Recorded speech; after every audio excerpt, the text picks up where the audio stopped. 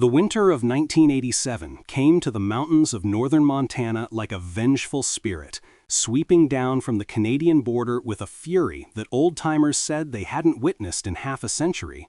They called it the Devil's Breath, that particular storm system that developed over the Arctic and gathered strength as it tumbled southward, collecting moisture from the Great Lakes and transforming into something monstrous by the time it reached the Rocky Mountain foothills. Thomas McCarthy had lived in these parts for all of his 42 years, and he knew better than most that the mountains demanded respect. He also knew that sometimes, no matter how much respect you gave them, they took what they wanted anyway. Tom ran a small trucking operation out of Whitefish, hauling supplies to the remote communities scattered throughout the northern reaches of the state. It wasn't glamorous work, but it was honest, and it had been his father's trade before him and his grandfather's before that. The McCarthy family had been moving goods through these treacherous mountain passes since the days when the trucks were powered by horses and the roads were nothing more than packed dirt trails carved into the wilderness. 3 generations of knowledge about these mountains ran through Tom's veins, knowledge that couldn't be taught in any school or learned from any book. You had to feel these mountains, understand their moods, learn to read their silent warnings. But perhaps even more valuable than all that generational wisdom was the German shepherd who rode beside him in the cab of his 1979 Peterbilt. Her name was Luna, and she was the most remarkable creature Tom had ever known. He'd found her 5 years earlier, abandoned at a rest stop outside of Kalispell, nothing but a bag of bones covered in matted black and tan fur, her ribs visible through skin that seemed paper thin. Someone had tied her to a picnic table and driven away, leaving her with nothing but a frayed rope and whatever scraps of food careless travelers might drop. She'd been maybe a year old then, just past puppyhood, but not yet fully grown into the magnificent animal she would become. Tom had stopped at that rest area to check his cargo straps, and he'd noticed her immediately. There was something in her eyes that stopped him cold, something that seemed to reach right into his chest and grab hold of his heart. She wasn't begging or whimpering like you might expect from an abandoned dog. Instead, she sat perfectly still, her amber eyes tracking his every movement with an intelligence that seemed almost supernatural. When he approached her, she didn't cower or growl. She simply looked at him, and in that look, Tom saw a question being asked. "Are you the one I've been waiting for?" He cut the rope without a second thought, and Luna had been by his side ever since. In the years that followed, she had proven herself to be more than just a companion. She was a partner, a guardian, and something that Tom could only describe as a guide. There were things Luna knew that defied explanation, things she sensed before they happened, dangers she detected before they became apparent to anyone else. The other truckers who worked the northern routes had their own stories about Luna McCarthy's dog, tales they shared over coffee at the diners and truck stops that dotted the highways. There was the time she'd refused to let Tom pull out of a parking lot in Great Falls, planting herself in front of the truck's wheels and barking furiously until he finally gave up and went back inside the diner. 20 minutes later, a tractor-trailer with failed brakes came screaming through that same intersection at 60 miles an hour, obliterating everything in its path. If Tom had been there, if he'd left when he planned to, he would have been directly in that runaway truck's trajectory. Then there was the incident on Route 2 when Luna had started pawing frantically at Tom's arm in the middle of what seemed like a perfectly normal stretch of highway. He'd slowed down, confused by her behavior, and a moment later, the road in front of them simply collapsed. A culvert had failed beneath the asphalt, and if he'd been traveling at his normal speed, his fully loaded truck would have plunged into a 20-foot ravine.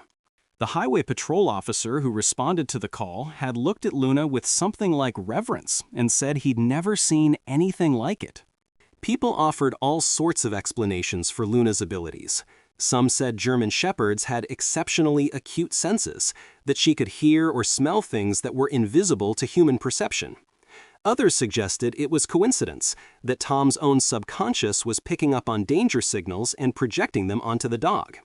The more superstitious locals whispered about animal spirits and guardian angels, about old Native American legends of dogs who could see into the spirit world. Tom didn't know what to believe, and frankly, he didn't much care. All he knew was that when Luna told him something, he listened. It had saved his life more than once. On the morning of December 14th, 1987, Tom woke in his small house on the outskirts of Whitefish to the sound of wind howling like a wounded animal. He'd gone to bed the night before knowing the storm was coming. The weather service had been warning about it for days, but nothing could have prepared him for what he saw when he pulled back the curtains. The world had vanished.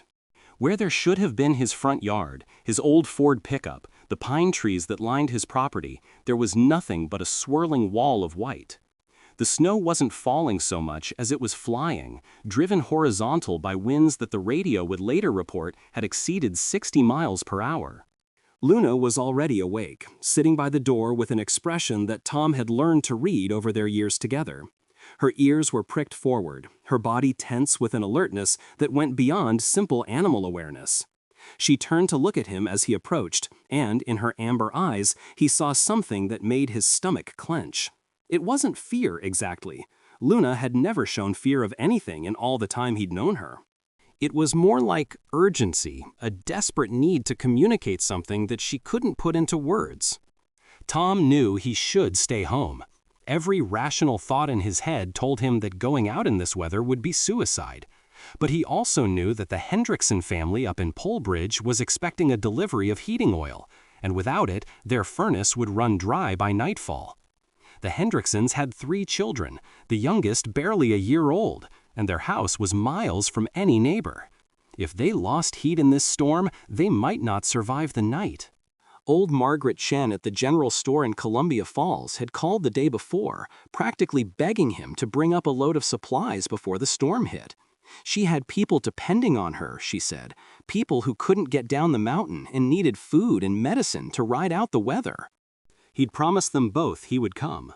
A McCarthy's word was worth something in these parts, had been for 3 generations, and Tom wasn't about to be the one to break that chain. But as he looked at Luna and saw the intensity in her gaze, he felt the first stirrings of doubt. She had never been wrong before. If she was trying to tell him something, he would be a fool not to listen. "What is it, girl?" he asked, kneeling down to her level. "What are you trying to tell me?" Luna pressed her nose against his hand, then turned and looked at the door again. But she didn't move toward it, didn't give any indication that she wanted to go outside. Instead, she simply sat there, her eyes fixed on some point beyond the door, beyond the storm, seeing something that Tom couldn't see.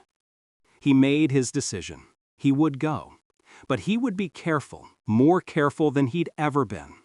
He loaded his truck with the heating oil and supplies, double-checked his emergency kit, made sure he had enough food and water and blankets to survive for days if necessary. He topped off his fuel tanks and checked his tire chains twice. And through all of it, Luna stayed by his side, watching his preparations with that same intense, unreadable expression. When he finally climbed into the cab of his Peterbilt, Luna jumped in beside him without hesitation. She always came with him on his runs, had never once shown any reluctance to join him on the road. But today there was something different about her demeanor. She didn't settle into her usual spot on the passenger seat. Instead, she sat upright, her ears swiveling constantly, her nose pressed against the window as if trying to catch some scent through the glass.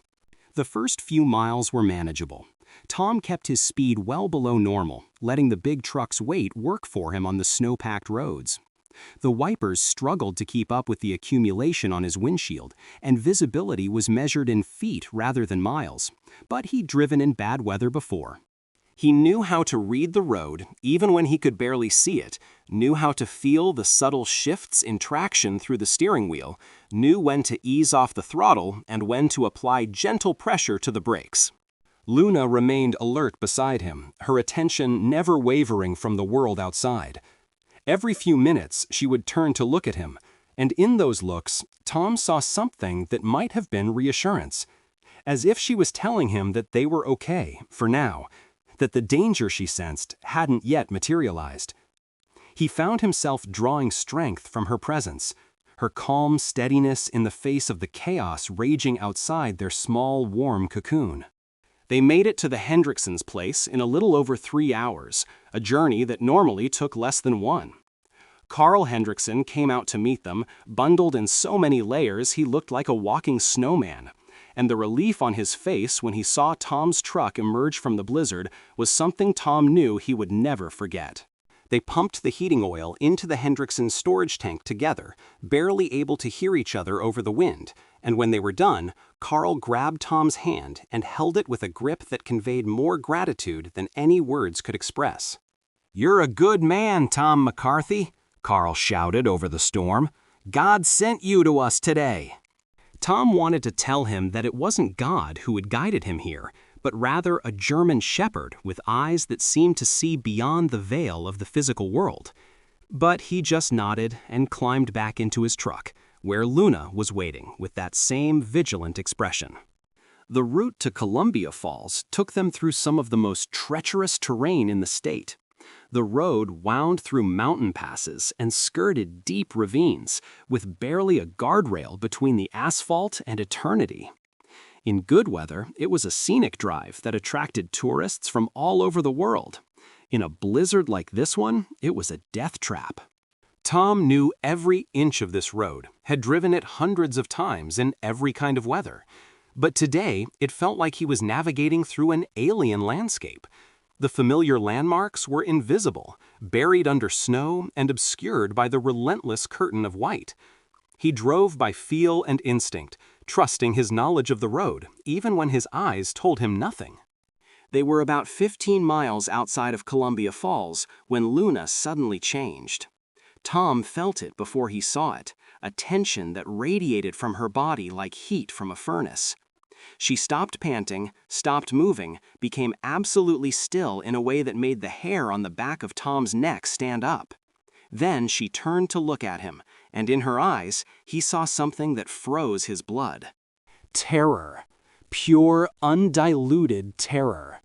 In 5 years, he had never seen Luna afraid, not of thunderstorms or aggressive dogs or any of the 100 dangers they had faced together on the road. But now, in this moment, she was afraid. More than afraid. She was terrified of something, and that something was close. "What is it, Luna?" Tom asked, his voice barely above a whisper. "What do you see?" She didn't answer, couldn't answer, but her eyes never left his. And in those amber depths, Tom saw a message as clear as if she had spoken it aloud. "Stop. Stop now. Don't go any further." He hit the brakes. Not hard, you never hit the brakes hard on an icy road, but firmly, decisively, bringing the big truck to a gradual stop in the middle of the highway. The wind shrieked outside, rocking the cab on its suspension, and snow accumulated on the windshield faster than the wipers could clear it. Tom sat there in the middle of the blizzard, in the middle of nowhere, his truck idling softly while his dog stared at him with eyes full of fear. For a long moment, nothing happened. The storm raged around them, the world remained invisible beyond the swirling snow, and Tom began to wonder if maybe, just maybe, Luna had been wrong this time. Maybe there was no danger ahead. Maybe her instincts had finally failed her.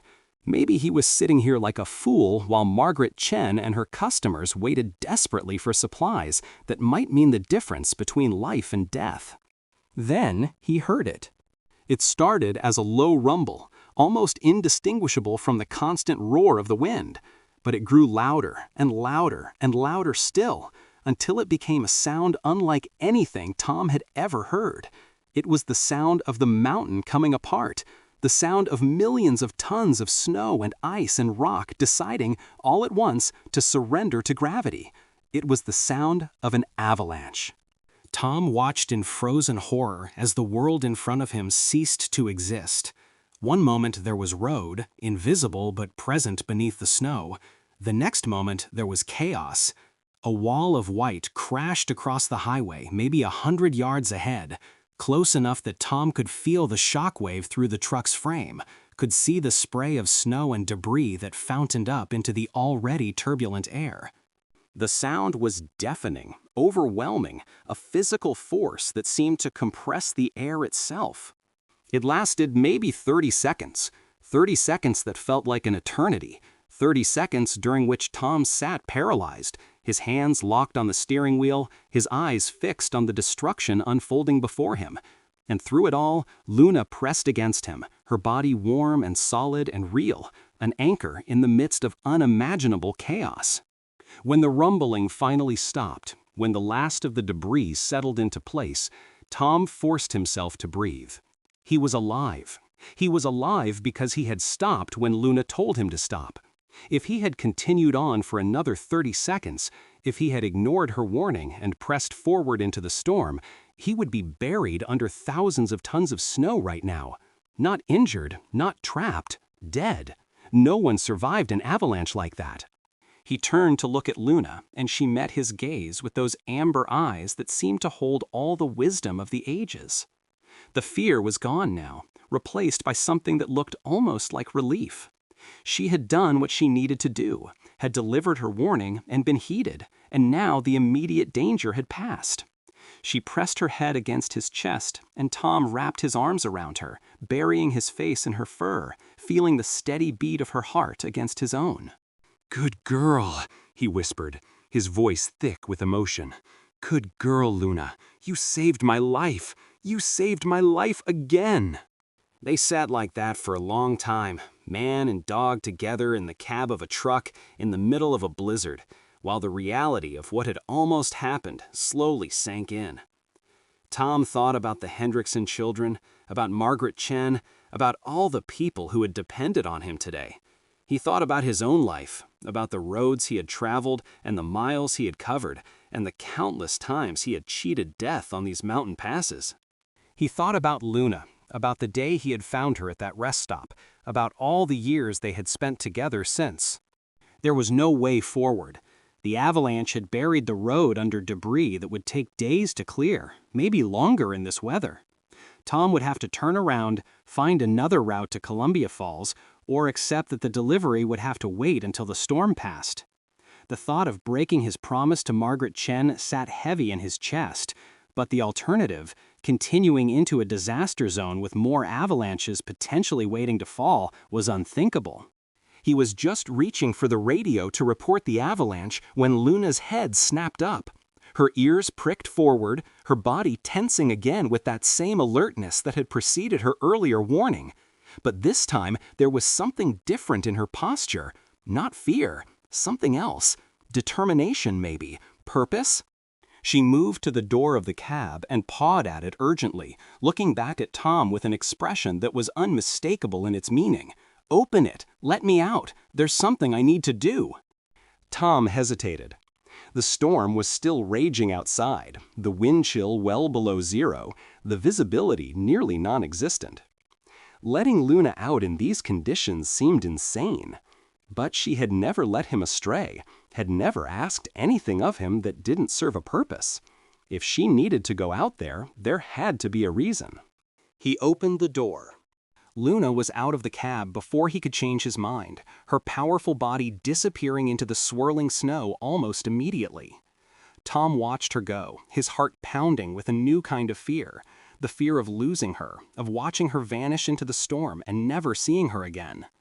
He grabbed his heaviest coat and his emergency flashlight and jumped down after her, the wind hitting him like a physical blow, the cold stealing his breath and bringing tears to his eyes. "Luna!" he called, but the wind tore her name away before it could travel more than a few feet. He stumbled forward, following the shallow troughs her paws had left in the snow, praying that he wouldn't lose her trail before he could catch up. He found her maybe 50 yards from the truck, at the edge of the avalanche debris field. She was digging furiously, her front paws throwing up plumes of snow, her whole body focused on whatever lay beneath the surface. Tom ran to her side, dropping to his knees beside her, and that's when he saw what she had found. A hand, a human hand, protruding from the snow just a few inches from where Luna was digging. It wasn't moving, wasn't making any sign of life, but it was there. Someone was buried under this snow. Someone who had been on the road when the avalanche struck. Someone who was now trapped beneath the weight of the mountain's wrath.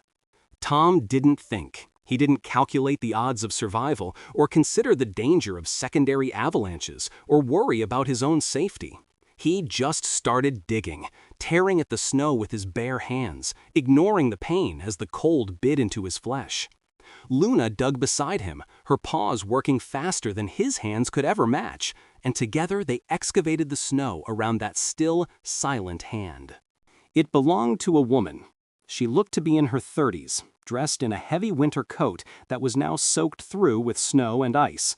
Her face was pale, almost blue, her lips the color of granite.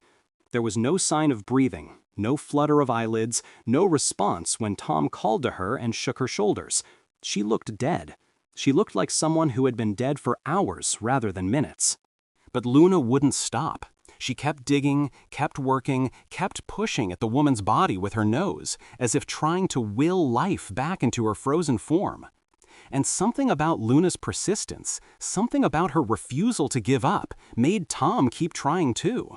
He cleared the snow from the woman's chest and tilted her head back, opening her airway the way he'd been taught in the first aid course he'd taken years ago.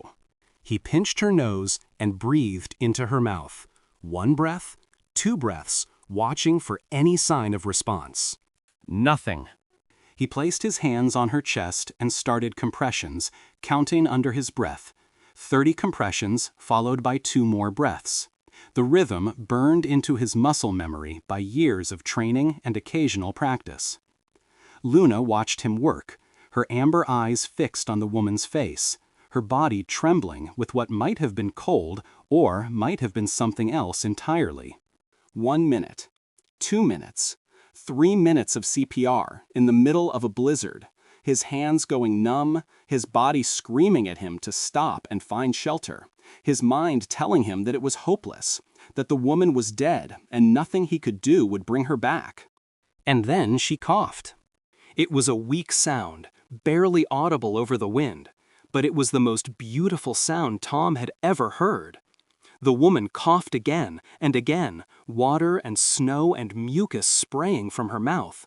And then she was breathing, ragged and shallow, but unmistakably alive. Her eyes fluthered open, unfocused and confused, and she looked up at Tom with an expression of utter bewilderment.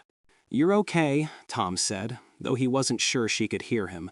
"You're going to be okay. I've got you. I've got you." He had to get her to the truck. She was hypothermic, probably suffering from other injuries as well, and every second she spent out in this cold was another second closer to death. He lifted her in his arms, surprised at how light she seemed, and started back toward the Peterbilt, Luna leading the way through the snow. The journey that had taken maybe a minute on the way out seemed to take an eternity on the way back, his arms burning, his legs threatening to give out, the wind and snow conspiring to push him off course and send him wandering into the wilderness to freeze. But Luna never wavered. She stayed just ahead of him, looking back every few seconds to make sure he was following, adjusting her path when the wind shifted or the snow deepened. She led him back to the truck as surely as if they were walking down a sunny street, and when they finally reached the cab, Tom boosted the woman up and climbed in after her, slamming the door against the howling storm. The next few minutes were a blur of activity. He stripped off the woman's wet clothes and wrapped her in the emergency blankets he kept in his kit, cranked the heater up as high as it would go, rubbed her hands and feet to restore circulation. Luna lay beside her on the seat, pressing her warm body against the woman's core, sharing what heat she could. And slowly, gradually, the color began to return to the woman's face. Her name was Sarah Mitchell, a nurse from Kalispell who had been driving home from a visit to her parents in Columbia Falls when the avalanche struck. She had seen it coming, had tried to stop, but the road was too slick and her car had slid right into the path of the debris. She remembered being buried, remembered the crushing weight of the snow, remembered the cold seeping into her bones and the darkness closing in around her. She had been certain she was going to die. "I heard digging," she said, her voice weak but gaining strength. "I thought I was hallucinating. I thought the cold was making me hear things. But then I felt something touching my hand, and I tried to move, tried to let whoever it was know I was alive, but I couldn't. I couldn't move at all." "Luna found you," Tom said, looking at his dog with something like awe. "She knew you were there. She led me right to you."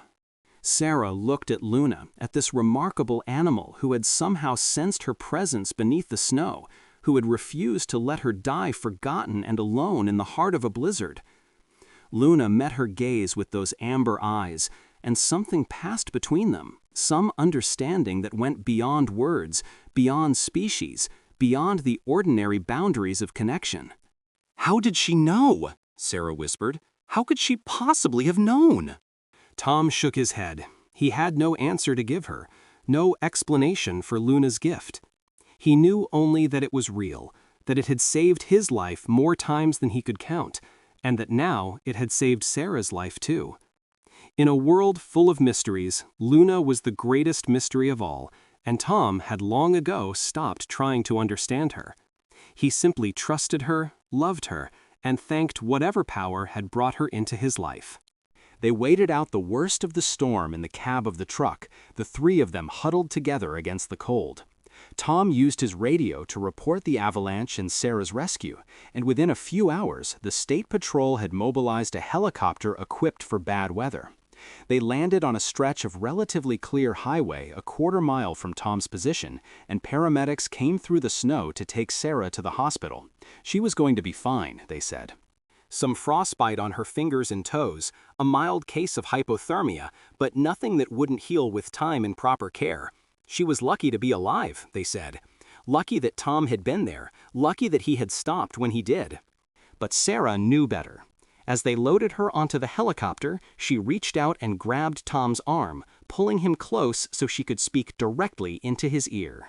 "It wasn't luck," she said. "It was Luna. Tell her I said thank you. Tell her I'll never forget what she did." Tom nodded, watching as the helicopter lifted off and disappeared into the still swirling snow.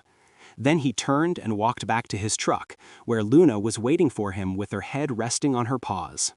He climbed into the cab and gathered her into his arms, holding her close while the wind continued to howl outside. "She says thank you," he told her, "and so do I, girl, so do I." Luna licked his face, her tail wagging gently, and for a moment, everything else fell away. The storm, the avalanche, the near-death experience, all of it faded into insignificance in the face of this simple moment of connection between a man and his dog. Tom didn't know how Luna did what she did, didn't understand the gift that allowed her to see beyond the veil of ordinary perception. But he knew that he was blessed to have her in his life, blessed to be the one she had chosen on that day at the rest stop all those years ago. The story of Luna's rescue spread through the community like wildfire.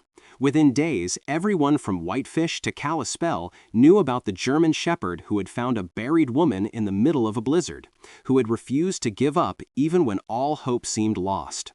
Reporters came from Missoula and Helena, from as far away as Seattle and Portland, all wanting to interview Tom and see the miraculous dog who had cheated death. Luna bore the attention with her usual dignity, allowing photographers to take her picture and journalists to record her for television. But Tom could tell that she found the whole thing bewildering. She hadn't done anything special, her demeanor seemed to say. She had simply done what needed to be done. Sarah Mitchell made a full recovery and came to visit them as soon as she was released from the hospital. She brought gifts, a new collar for Luna, studded with crystals that caught the light like snowflakes, and a bottle of 20-year-old scotch for Tom. But more than the gifts, she brought her gratitude, a gratitude so deep and genuine that it moved Tom to tears. "You don't understand what you gave me," she said, sitting in Tom's living room with Luna curled at her feet. "I have a daughter, Lily. She's 8 years old, and she's everything to me. If I had died in that avalanche, she would have grown up without a mother. She would have had to live her whole life knowing that I was taken from her in such a violent, senseless way. You and Luna gave me the chance to see her grow up, to be there for her first boyfriend and her graduation and her wedding. You gave her back her mother, and I will never, ever be able to thank you enough for that." Tom didn't know what to say. He had never thought of himself as a hero, had never seen what he did as anything more than the right thing to do in a difficult situation. But looking at Sarah, Seeing the tears streaming down her face and the love shining in her eyes, he began to understand that heroism wasn't about grand gestures or dramatic sacrifices. It was about showing up when it mattered, about listening to your instincts and doing what needed to be done, even when the odds seemed impossible. "It was all Luna," he said finally. "I just followed her lead." Sarah smiled, reaching down to stroke Luna's head. "Then Luna is the hero, and I'm going to make sure everyone knows it." True to her word, Sarah became Luna's biggest advocate. She contacted the American Kennel Club, the International Red Cross, and every animal welfare organization she could find, telling them about Luna's extraordinary abilities and her role in the rescue. Within months, Luna had been honored with awards and commendations from organizations across the country. She was named Montana's Search and Rescue Dog of the Year, received a medal from the governor, and was featured in a documentary about animals with unexplained abilities that aired on national television. But through all of it, Luna remained the same dog she had always been. She still rode beside Tom in the cab of his Peterbilt, still kept watch over the roads they traveled, still warned him of dangers that no ordinary creature could perceive. The fame and attention meant nothing to her. What mattered was her bond with Tom, the simple routine of their life together, the knowledge that she was exactly where she was supposed to be. The winter of 1987 eventually gave way to spring, and spring to summer, and summer to fall. The seasons turned in their endless cycle, and life in northern Montana went on as it always had. Tom continued his trucking runs, delivering supplies to the remote communities that depended on him. Sarah went back to her nursing job, and her daughter, and her normal life, though she never forgot what had happened to her on that terrible day in December. And Luna grew older, her muzzle graying, her movements slowing, the inevitable march of time catching up with her as it catches up with all living things. Tom noticed the changes gradually at first, then more rapidly as the years went by. Luna was slower to get into the truck now, needed help climbing the steps that she had once bounded up effortlessly. She slept more than she used to, her dreams sometimes making her paws twitch and her body shudder as if she was running through some landscape invisible to waking eyes. The vet in Whitefish said it was just age, that Luna was otherwise in good health for a dog of her years, but Tom could see the truth in her amber eyes. She was tired. She had been running for a long time, and she was tired. He started taking shorter routes, making fewer runs, spending more time at home with her. The trucking business suffered, he knew, but he didn't care. Money meant nothing compared to the time he had left with Luna. He would lie with her on the floor of his living room, her head resting on his chest, and tell her stories about all the adventures they had shared. She would listen with her eyes half closed, her tail occasionally thumping against the floor, and sometimes Tom could swear she was smiling. The end came on a quiet night in October, 5 years after the avalanche rescue that had made Luna famous. Tom had known it was coming, had seen the signs for weeks now, but nothing could have prepared him for the reality of it. He held her in his arms as she took her last breath, felt the life leave her body, and experienced a grief so profound that it seemed to reach down into the very core of his being and tear something loose. He buried her on a hill behind his house, in a spot that overlooked the mountains she had loved so much.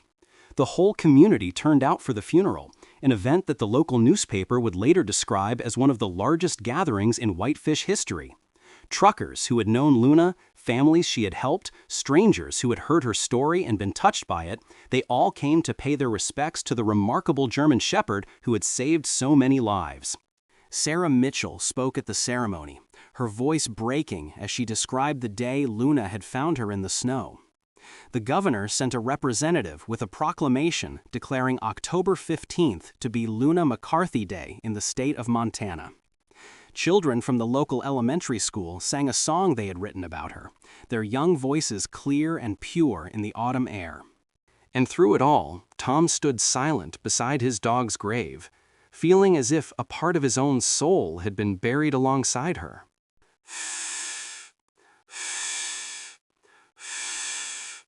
The years that followed were hard.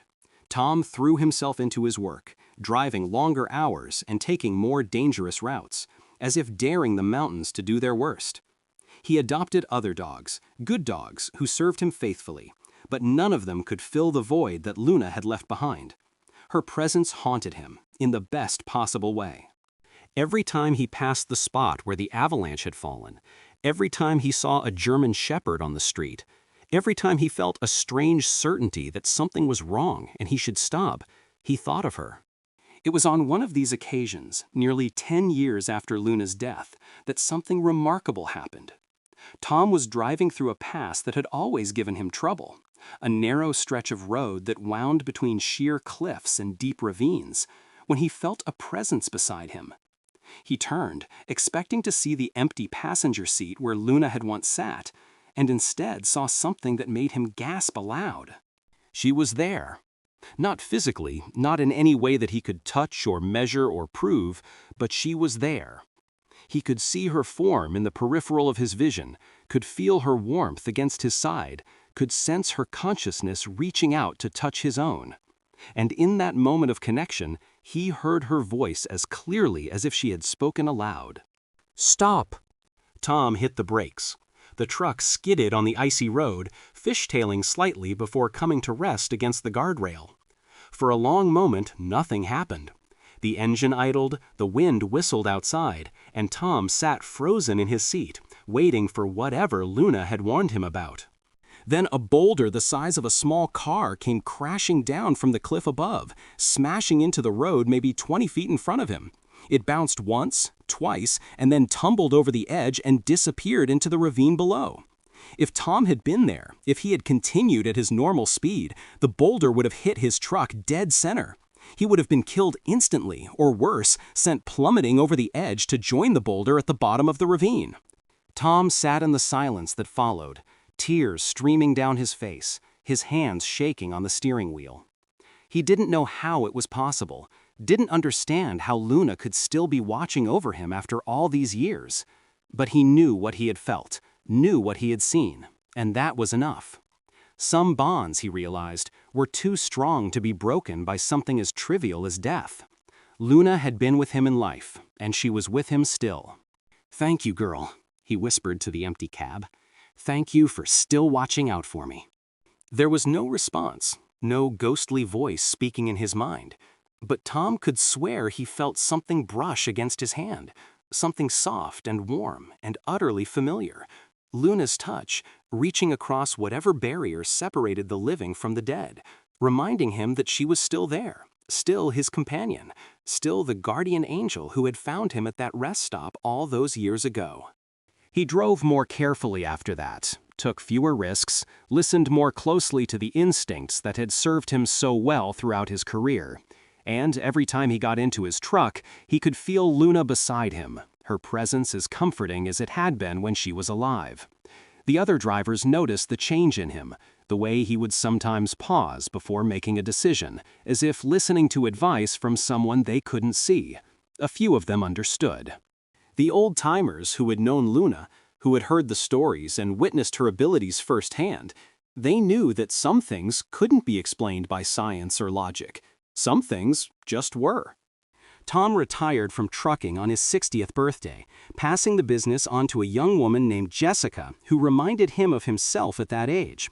She was tough and capable and utterly dedicated to the work, and Tom knew that the McCarthy trucking legacy would be in good hands. He spent his retirement years in the house on the outskirts of Whitefish, tending to his garden and telling stories to anyone who would listen. Stories about the roads he had traveled, the people he had met, and most of all, stories about Luna. The children of the community grew up hearing about Luna McCarthy's dog, the German shepherd who could see the future, who had saved countless lives through her mysterious gift. They would visit Tom in his home and beg him to tell the story one more time, the story of the blizzard and the avalanche and the buried woman who had been brought back from the dead. And Tom would oblige them, settling into his favorite chair with a cup of tea, speaking in a voice that grew more gravelly with each passing year, but never lost its power to captivate. "She found me at a rest stop," he would begin, his eyes growing distant as he traveled back through the decades. "I was just a young man then, full of confidence and convinced I knew everything there was to know about these mountains. But Luna knew better. Luna always knew better.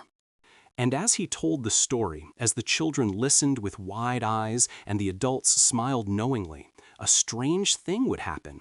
The room would grow warmer, the air would seem to shimmer slightly, and if you looked carefully, very carefully, you might just catch a glimpse of something in the corner of your vision. A shape, a form, a presence that was there and not there, watching over them all with amber eyes full of wisdom and love.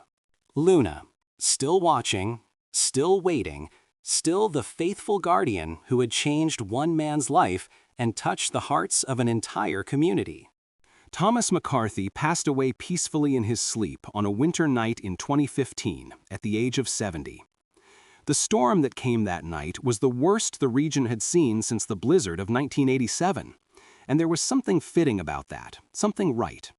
Tom had lived his life in service to these mountains and the people who called them home, and it seemed only natural that the mountains would send him off with a display worthy of his memory. His funeral was attended by hundreds of people, many of whom had never met him personally, but knew his story nonetheless. Sarah Mitchell was there, her hair gray now and her face lined with the years, but her eyes still bright with the gratitude she had carried for nearly 3 decades. She spoke of the day Luna had saved her life, of the man who had followed his dog into a blizzard to pull a stranger from the jaws of death. She spoke of the bond between them, a bond that had transcended the ordinary limits of human and animal connection, and she spoke of the legacy they had left behind.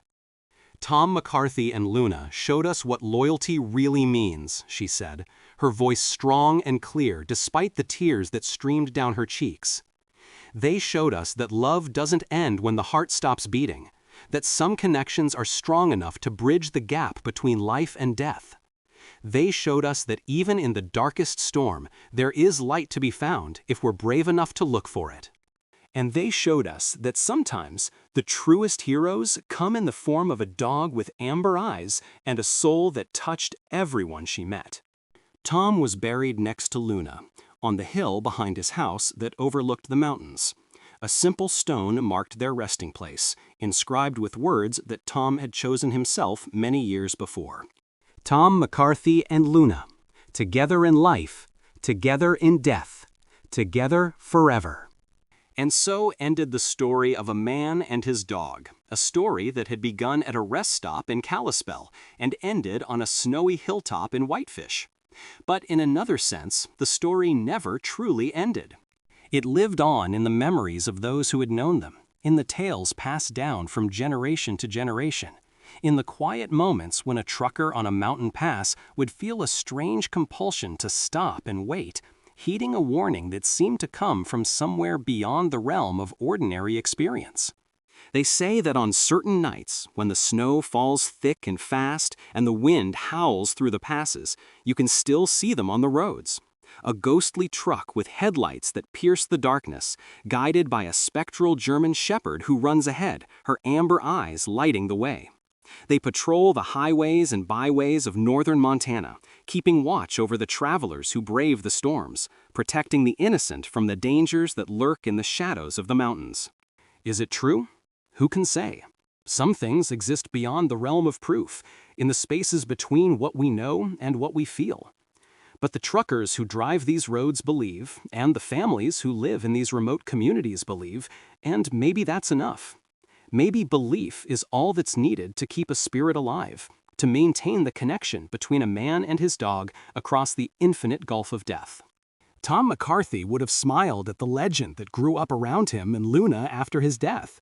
He was never comfortable with the idea of being a hero, never saw himself as anything more than a man who did his job and loved his dog. But if his story could inspire others, if it could remind people of the power of loyalty and the importance of trusting their instincts, then perhaps there was value in the telling. And Luna? Luna would have been characteristically unconcerned with fame or legacy.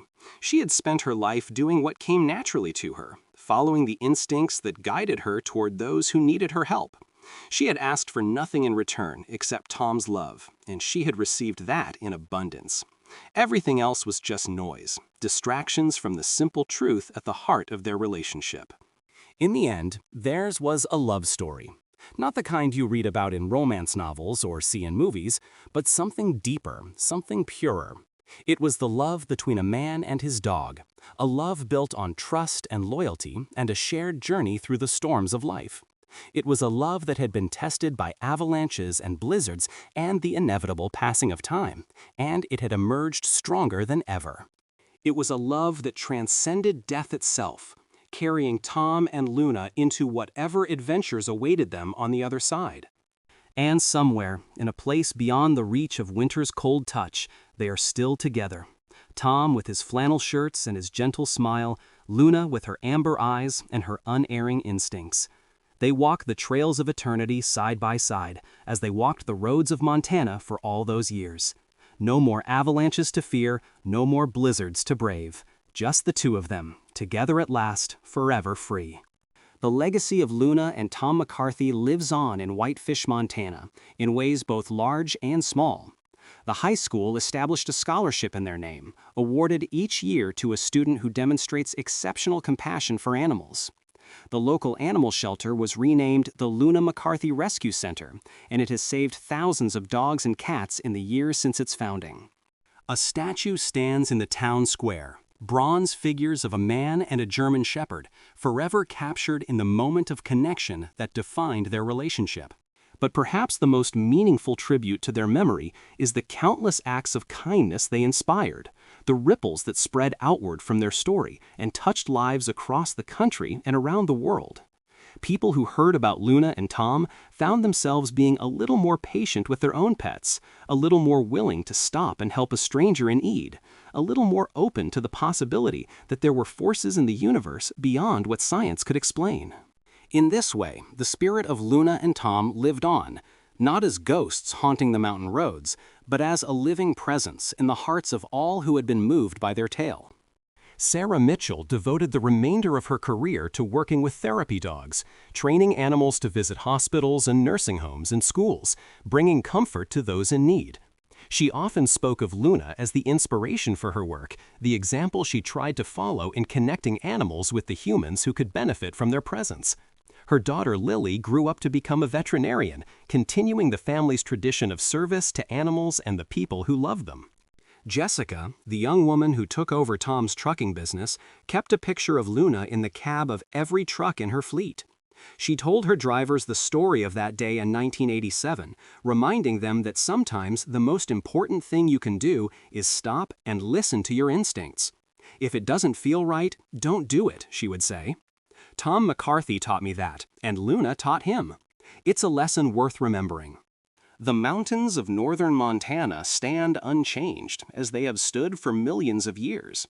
The storms still come, the snow still falls, the roads still wind through treacherous passes where danger lurks around every corner. But the people who travel these roads do so with a little more confidence now, knowing that somewhere out there, a man and his dog are watching over them. It's a comforting thought, even for those who don't quite believe it. A reminder that we are not alone in this vast and sometimes frightening world, that there are forces of good looking out for us, protecting us from harm. And on certain nights, when the conditions are just right, you might catch a glimpse of them yourself. A flash of light on a dark mountain pass, a shadow moving through the falling snow, a presence that seems to whisper in your ear, "Slow down. Be careful. You're not alone." If you see them, if you feel them, count yourself blessed. You have been touched by the spirit of Luna and Tom McCarthy, and that is a gift beyond price. The story of the blizzard that stopped Tom's truck and the German shepherd who knew the truth has been told and retold countless times in the years since it happened. Each telling adds new details, new embellishments, new interpretations of what happened that day and what it meant. Some versions emphasize Tom's heroism, others focus on Luna's supernatural abilities. Still others treat the whole thing as a heartwarming tale of animal intelligence and human compassion. But the core of the story remains the same. A man listened to his dog, and lives were saved because of it. That core truth is what gives the story its power, its ability to resonate with people from all walks of life. We all want to believe that there are forces in the universe working for good, that love can conquer even death, that the bonds we form with those we care about are strong enough to transcend the ordinary limits of existence.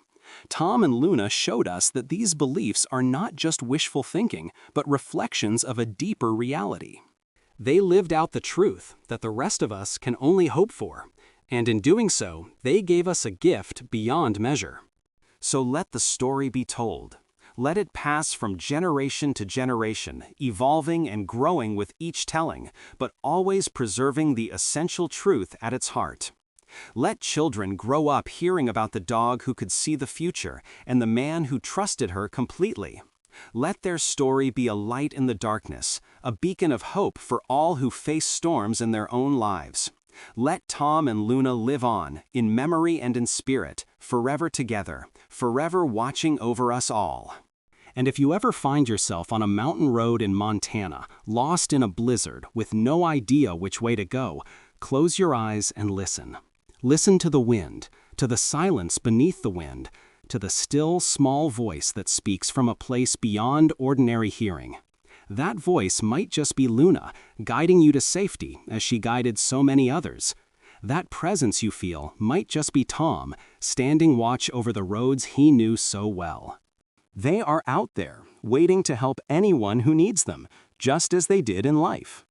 The blizzard stopped Tom's truck that day in 1987, but it couldn't stop the love between a man and his dog. Nothing could stop that. Not avalanches, not death, not the passage of time. That love was stronger than any storm, brighter than any lightning, more enduring than the mountains themselves. It was, in the end, the only thing that mattered. Tom knew this. Luna knew it too. And now, perhaps, you know it as well. The truth that left everyone speechless wasn't about a dog's supernatural abilities or a man's courage in the face of danger. It was about the power of love to overcome all obstacles, to bridge all gaps, to create connections that can never be broken. It was about the miracle that happens when two souls find each other and recognize that they belong together. That is the truth that Luna knew on that day at the rest stop when she first laid eyes on Tom McCarthy. That is the truth that guided her throughout her life, leading her to danger zones where help was needed, warning her human of threats he couldn't see.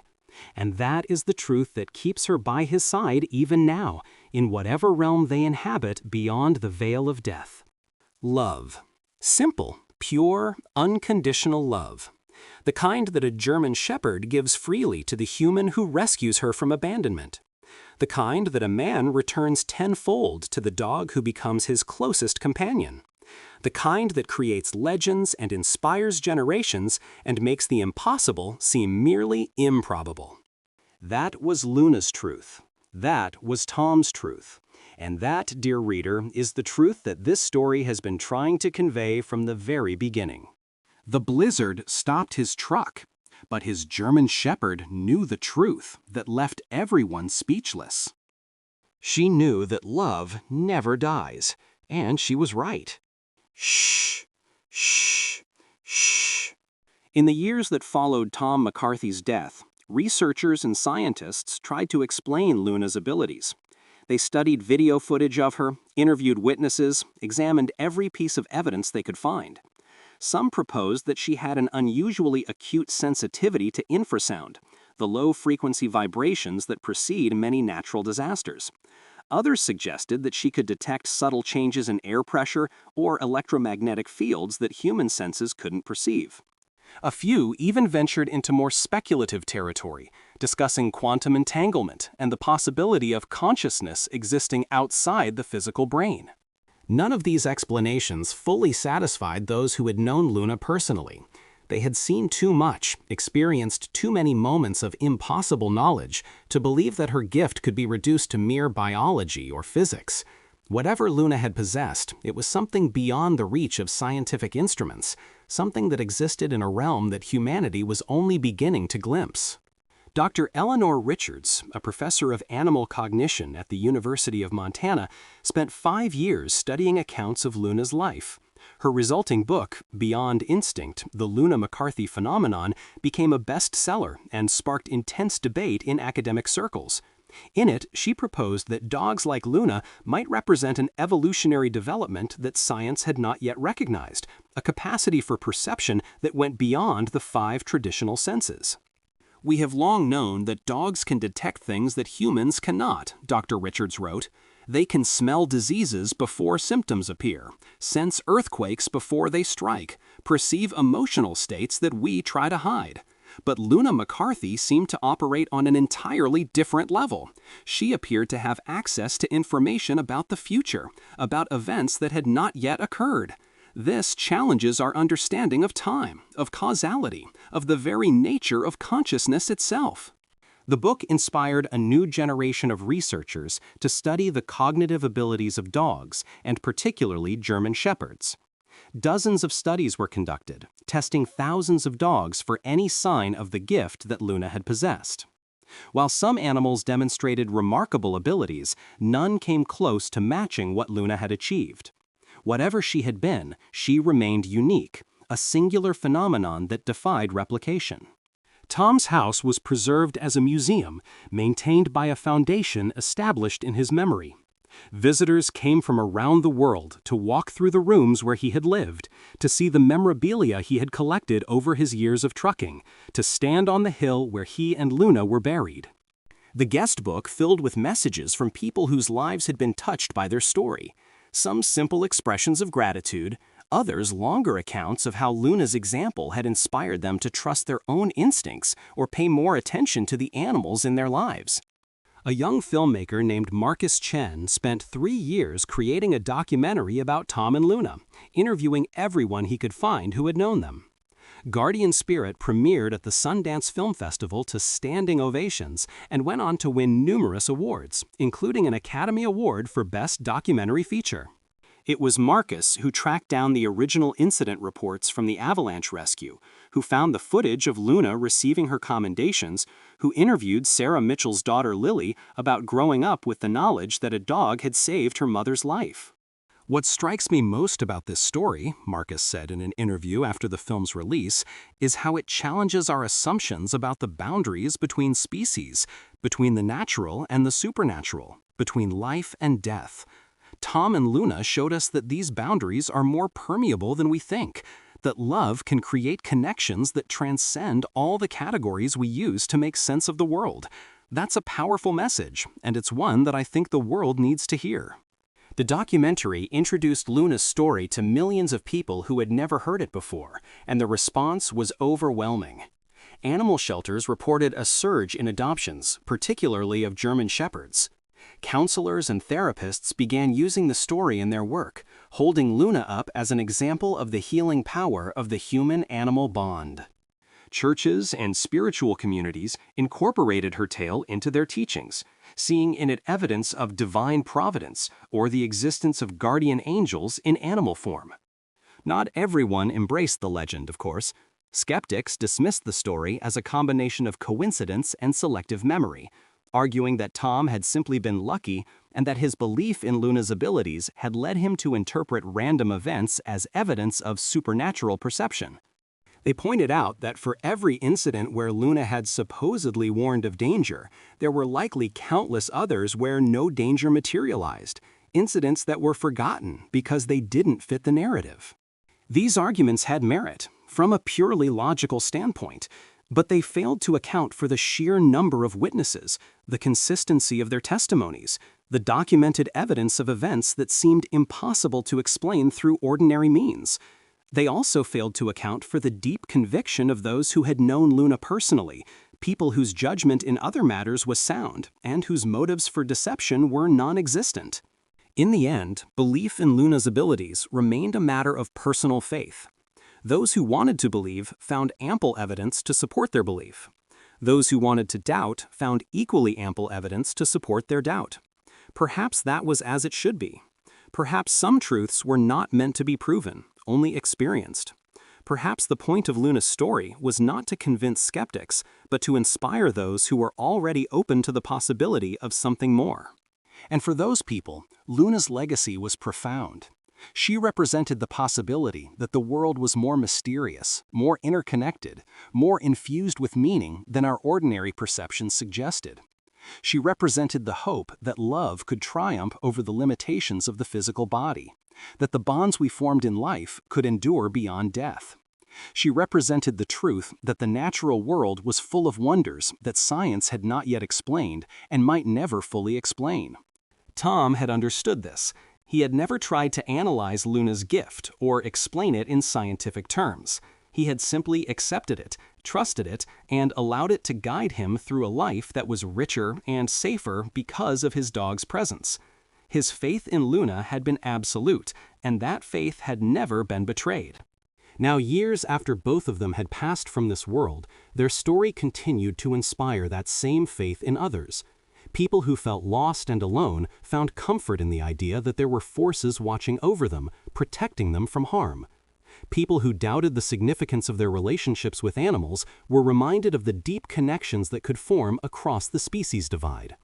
People who struggled with grief and loss were given hope that death was not the end, that the beings we loved remained with us in some form, looking out for us from beyond the veil. These were precious gifts that Tom and Luna never knew they were giving. They had simply lived their lives, followed their instincts, and loved each other with a devotion that never wavered. The rest had flowed naturally from that foundation, like water flowing downhill, seeking its natural course. And perhaps that was the greatest lesson of all. Not that some dogs have supernatural abilities, not that humans should trust their pets more, but that authentic love, lived openly and honestly, creates ripples that extend far beyond what we can see. Tom's love for Luna and Luna's love for Tom had touched lives they never knew existed, changed hearts they never saw, inspired actions they never witnessed. Their love had become a force in the world, a living presence that continued to work its magic long after they were gone. This is the true miracle of their story. Not the avalanche that Luna sensed before it fell, not the woman she found buried in the snow, not the countless other incidents of apparent precognition that marked her remarkable life. The true miracle was the love itself, the connection between a man and a dog that grew so deep and so strong that it could not be contained by the boundaries of ordinary existence. The true miracle was the power of that love to reach across time and space and touch the lives of strangers who had never met them. If you take nothing else from this story, take that. Take the knowledge that love matters, that the connections you form with other beings, whether human or animal, have consequences that extend far beyond what you can imagine. Take the understanding that your actions, however small they may seem, create ripples that travel outward forever, touching lives you will never know in ways you cannot predict. Take the faith that there is more to this universe than meets the eye, that forces of love and protection are at work even when we cannot see them. That is Luna's truth. That is Tom's truth. And now, perhaps, it can be your truth too. The last person to visit Tom McCarthy's grave before the museum closed for the season was a young woman named Emily who had driven all the way from Texas to pay her respects. She had heard the story from her grandmother, who had heard it from a friend, who had heard it from someone who had been present at Luna's funeral decades ago. The story had stayed with Emily through all the ups and downs of her life, becoming a touchstone that she returned to whenever she needed to be reminded that the world was a place of wonder and possibility. She stood at the gravestone for a long time, reading and rereading the simple inscription, Tom McCarthy and Luna, together in life, together in death, together forever. The words seemed to shimmer slightly in the fading light of the autumn afternoon, and Emily could have sworn she saw something move at the edge of her vision. A shape, a form, a presence that was there and not there. She didn't try to look directly at it. Some things, she knew, were not meant to be seen clearly. Some truths could only be glimpsed from the corner of the eye, felt rather than perceived, known rather than understood. Instead, she closed her eyes and let herself feel whatever was there. let herself be enveloped by the sense of peace and protection that seemed to radiate from this quiet hillside. When she opened her eyes again, the sensation had faded, but not entirely. A trace of it remained, like the warmth of a fire after the flames have died down. She carried that warmth with her as she walked back to her car, as she drove through the winding mountain roads toward the highway, as she began the long journey home. That night, she dreamed of a German shepherd with amber eyes. The dog didn't do anything dramatic in the dream, didn't warn her of danger or reveal secrets about the future. It simply walked beside her through a landscape of snow-covered mountains, its presence steady and reassuring. When Emily woke up, she found herself smiling, filled with a sense of peace that she couldn't quite explain. She never told anyone about that dream, or about what she had felt at Tom McCarthy's grave. Some things were too personal to share, too precious to risk diminishing through the inadequacy of words. But she never forgot it either. For the rest of her life, whenever she faced a difficult decision or found herself in a dangerous situation, she would think of Luna, and somehow the right path would become clear. Coincidence? Imagination? The power of suggestion working on a mind primed by a lifetime of exposure to a particular story? Or something more, something that defied explanation, something that linked Emily to a dog who had died before she was born? The answer, as always, was a matter of faith, and Emily chose to believe. Just as Tom had believed in Luna, just as Luna had believed in Tom, just as all those who had been touched by their story believed in the power of love to transcend all boundaries and triumph over all obstacles. The mountains of northern Montana keep their secrets, as mountains always do. The storms still come, the snows still fall, the roads still wind through treacherous passes where danger waits for the unwary. But for those who know the story of Tom McCarthy and his German shepherd Luna, those mountains are not quite so threatening. They are watched over, protected, guarded by spirits that have chosen to spend eternity doing what they did in life, keeping travelers safe from harm. And on certain nights, when the blizzard howls and the world disappears behind a curtain of white, you might just see them. A truck with headlights that pierce the darkness. A dog running ahead, her amber eyes glowing in the night. A man at the wheel, following his faithful companion wherever she leads. They are out there, they are watching, and they will never stop. This is their story. This is their truth. This is the legacy of Tom McCarthy and Luna, the German shepherd who knew the truth that left everyone speechless. And now it is your story too. May it guide you safely through whatever storms you face, now and forever.